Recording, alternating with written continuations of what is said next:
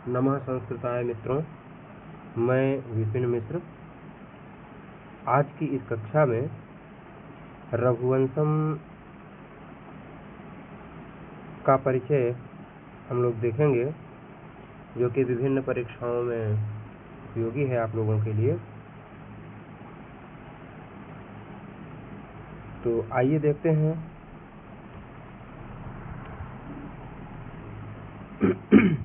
रघुवंशम किसका ग्रंथ है? तो कहा इसके रचयिता है महाकवि कालिदास। इसमें नायक राजा दिलीप से लेकर के अग्निवर्ण तक कुल 29 राजाओं का वर्णन है। अगर इसमें मनु और इक्ष्वाकु को भी जोड़ लिया जाए तो कुल इस रघुवंशम में 31 राजाओं का वर्णन है। देखिए यहाँ पर लिखा भी हुआ है,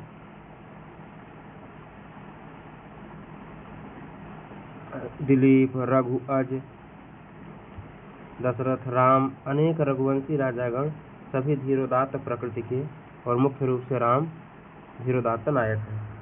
इसमें काव्य विधा क्या है? काव्य विधा है महाकाव्य। रचना काल ईसा पूर्व प्रथम शताब्दी से चतुर्थ शताब्दी के मध्य। बहुत सारे विद्वानों में मतभेद है, लेकिन माना जाता है कि प्रथम शताब्दी ईसा पूर्व से लेकर के चतुर्थ शताब्दी ईसवी के बीच इनका समय रहा है। देखिए रघुवंशम में कुल कितने सर्ग हैं? तो कहा रघुवंशम में कुल 19 सर्ग हैं। फिर सर्गों के हम लोग नाम देखेंगे, 19 सर्गों के, और किस सर्ग में कितने श्लोक हैं यह भी देखते हैं। कौन सबसे बड़ा है, कौन सबसे छोटा है, यह भी सब हम लोग इसमें देखे हैं। कहा पहला सर्ग है वशिष्ठ आश्रम अभिगमन, 95 श्लोक। दूसरा है नंदिनी वरदान, 75 श्लोक।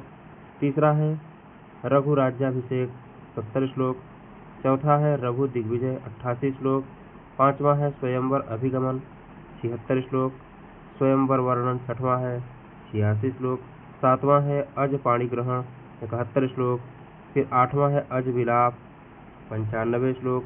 मृगया वर्णन, नौवां है राजा दशरथ के मृगया वर्णन का वर्णन है, इसमें 82 श्लोक।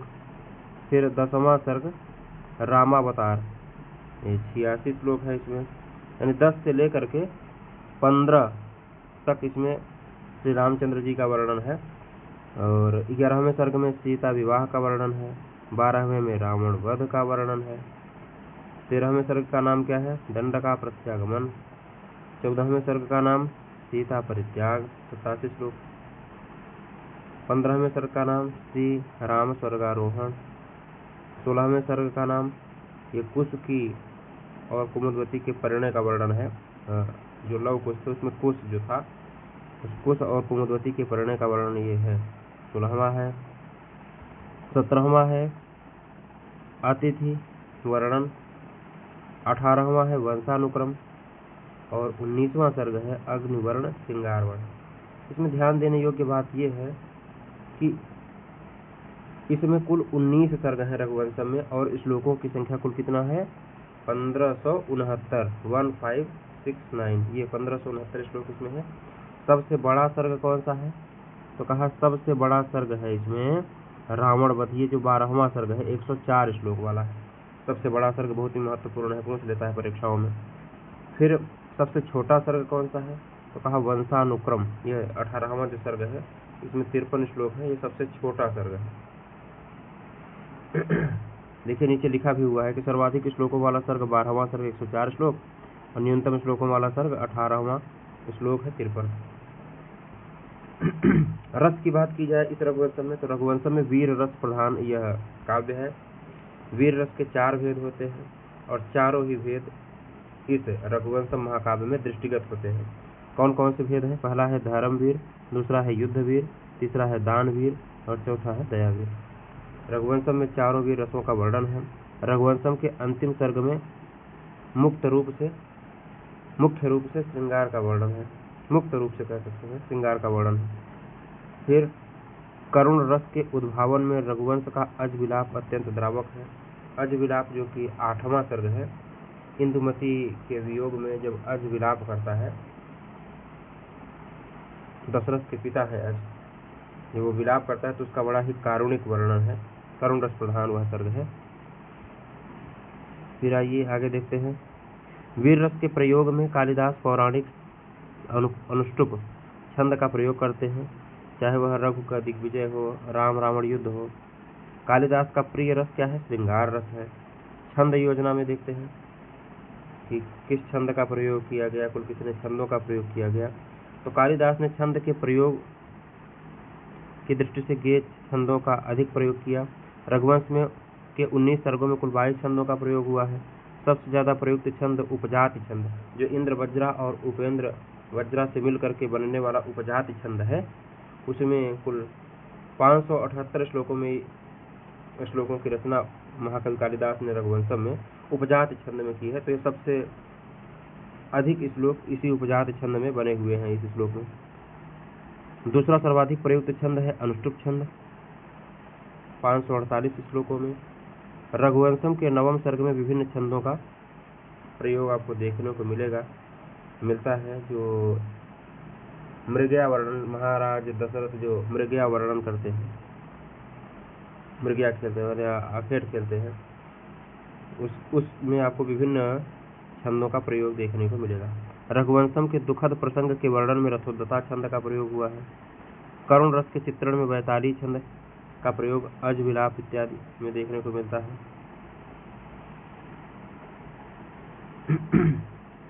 करुण रस के चित्रण में वैताली छंद ये तो हो गया। रघुवंशम में कवि ने नाराज, 18 वर्ण जैसे बड़े छंद का प्रयोग एक बार किया है। बाकी सब ये इतना ही महत्वपूर्ण नहीं है। अलंकार योजना में देखते हैं। रघुवंशम में शब्दालंकारों में अनुप्रास का सर्वाधिक प्रयोग किया गया है। यमक का सामान्य प्रयोग है यमक अलंकार। अर्थालंकारों में तो सबसे ज्यादा उपमा का प्रयोग है। आपको पता भी होगा कि उपमा कालिदास उपमा के प्रयोग में कितने निपुण थे। तो निश्चित रूप से अगर अर्थालंकारों की बात होगी तो उपमा जरूर आपको दृष्टिगत होगा कालिदास के लिए। बाकी उत्प्रेक्षा, दृष्टांत, स्वभावोक्ति, निदर्शना, अर्थांतरन्यास आदि अलंकारों का भी इसमें सन्निवेश है। शैली की बात की जाए तो महाकवि कालिदास ने रघुवंशम में वैदर्भी रीति का प्रयोग किया है। वैदर्भी शैली, वैदर्भी रीति। रघुवंश में आकर्षक चरित्रण, विशद एवं रुचिर वर्णन, प्रौढ़ प्रतिभा, सुंदर रस व्यंजना, सरल अलंकृत शैली का मणिकांचन संयोग। अब देखते हैं कि रघुवंशम का कथानक का जो मूल स्रोत है वह क्या है। तो रघुवंशम का मूल कथा स्रोत कवि वाल्मीकि प्रणीत जो रामायण है उसी को माना जाता है।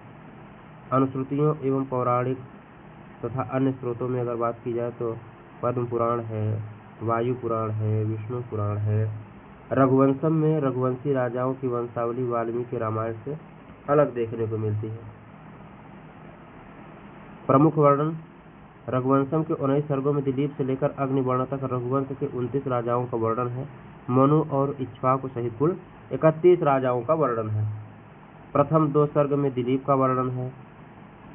तीसरे, चौथे और 5वें के आधे भाग में रघु का वर्णन है। महाराज जो रघु थे उनका वर्णन है तीसरे, चौथे और 5वें के आधे भाग में। 5वें के बचे हुए जो आधा भाग है वह, और 6वां, 7वां, 8वां में अज का वर्णन है। 9वें सर्ग में दशरथ का वर्णन है। 10वें से 15वें सर्ग तक राम का चरित्र वर्णन है। 16वें सर्ग में कुश तथा 17वें सर्ग में कुश पुत्र अतिथि का वर्णन है। 18वें सर्ग में निषद तथा नल एवं नभ आदि 21 राजाओं का वर्णन है। 19वें सर्ग में अतिविलासी राजा अग्निवर्ण के दुखद अवसान के साथ यह ग्रंथ समाप्त हो जाता है। आप लोग देख सकते हैं ये दिलीप से लेकर के ये आखिरी है अग्निवर्ण, जो कि सुदर्शन का पुत्र था।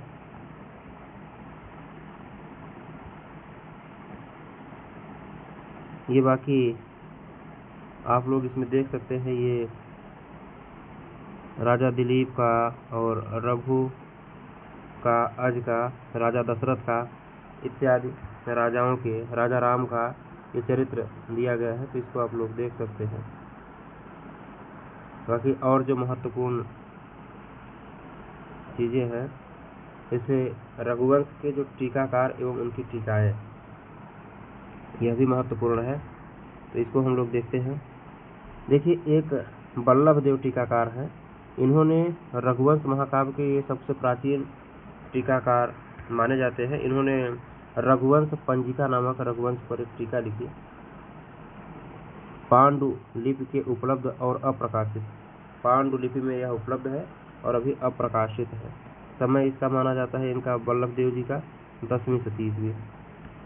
दूसरे जो टीकाकार हैं वो है दक्षिणावर्तनाथ। इनकी टीका का नाम है रघुवंश दीपिका। दक्षिणावर्तनाथ की कौन सी टीका है? रघुवंश दीपिका। पांडुलिपि में अत्यधिक त्रुटि होने से अप्रकाशित, समय 13वीं शती। मल्लिनाथ, संस्कृत साहित्य के समर्थ टीकाकार। टीका का नाम है संजीवनी, समय है 15वीं शती ईस्वी मल्लिनाथ का। तो यह बहुत महत्वपूर्ण टीका है। संजीवनी टीका पूछ लेता है परीक्षाओं में कि रघुवंश पर जो संजीवनी टीका है वो किसकी है, किस आचार्य की है? तो मल्लिनाथ की टीका है। फिर आता है अरुण गिरिनाथ, एक टीकाकार है। ये रघुवंश के तीसरे टीकाकार माने जाते हैं। टीका का नाम है प्रकाशिका टीका रघुवंश पर, और समय इनका भी 15वीं शती ईस्वी। फिर अगले टीकाकार है नारायण पंडित।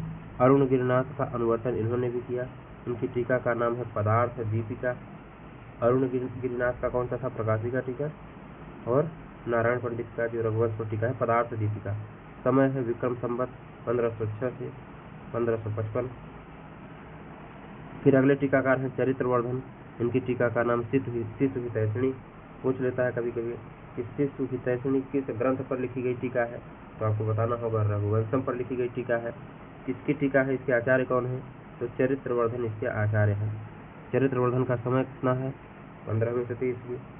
या फिर पूछ लेगा शिशु हितैषिणी जो टीका है रघुवंश पर किस समय का है, तो 15वीं शती ईस्वी का। अन्य टीकाकारों की बात की जाए तो जिन, समुद्र सूर्य, हेमाद्रि, रत्नचंद्र, सुमाली विजय, हरिदास, मित्र कृष्ण भट्ट, जनार्दन, नल, विजय राम प्रमुख है।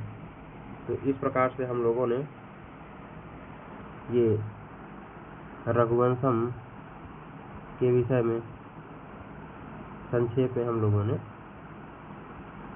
जाना। अगली कक्षा से हम लोग ग्रंथ के प्रथम